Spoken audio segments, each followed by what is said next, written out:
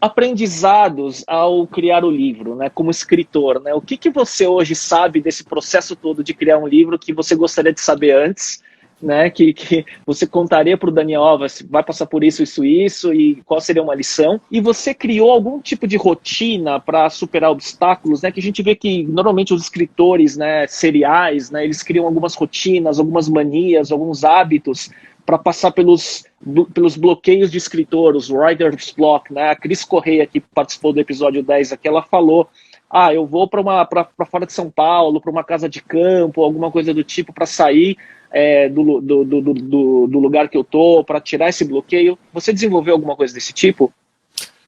É o seguinte, eu tenho uma tendência, eu tenho a cabeça meio em ebulição constante, assim. Então, eu aprendi ao longo da vida a me organizar.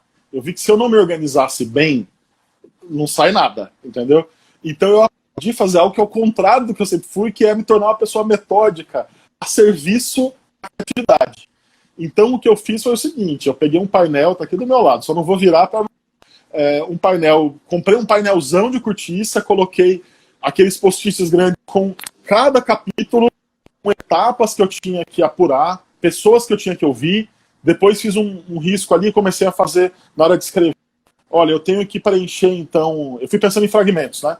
Nesse capítulo tem uma parte que eu vou falar disso. Então eu vou escrever esse tanto, isso aqui. E aí eu fui preenchendo os pedaços. Esse quebra-cabeça deu muito certo e se eu fosse fazer um de novo. O que eu faria diferente agora é lembrar que a parte de apurar, de ficar falando com empreendedor, com funcionário, com gente interessante, ela é muito legal. E a hora de escrever, ela é mais cansativa, ela é mais maçante, ela é muito solitária.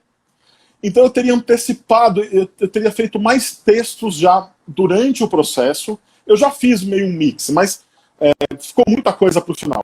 Tem coisas que eu poderia ter escrito, entendeu? Quando eu voltei lá de tudo a história, eu poderia na segunda-feira ter escrito. Eu escrevi, acho que uma semana depois. Então, não deixar para o final só o texto. Tem muitos autores, a Cristiane Correia, que me conectou com a editora, e foi uma pessoa que me ajudou bastante aqui no livro.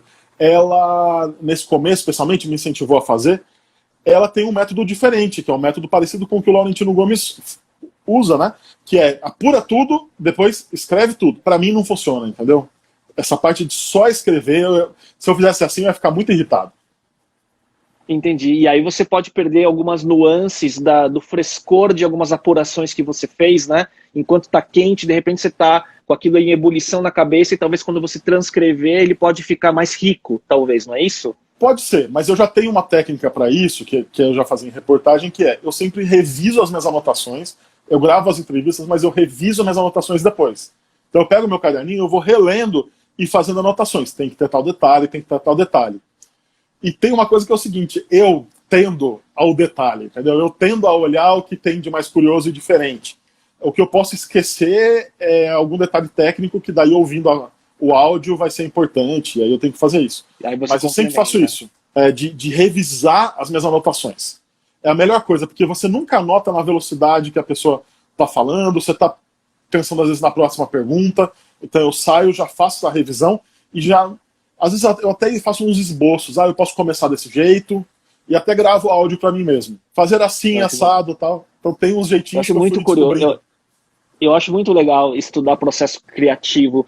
A própria Cris Correia, ela falou de um livro que eu já também li também, que é o Daily Habits, que é um livro que fala a rotina de várias pessoas famosas ao longo da história, tipo Benjamin Franklin, Van Gogh, por aí vai, e você vê que todos os criadores, eles têm algumas manias muito peculiares, né? Então você falando da sua forma, então você como jornalista criou uma forma, um olhar aguçado, né, para olhar o detalhe, né, e aí você só materializou isso numa obra maior e mais extensa, né? Isso, e daí eu fiquei pensando nos pedacinhos, sabe? Preenchendo os pedaços e daí olhando o todo.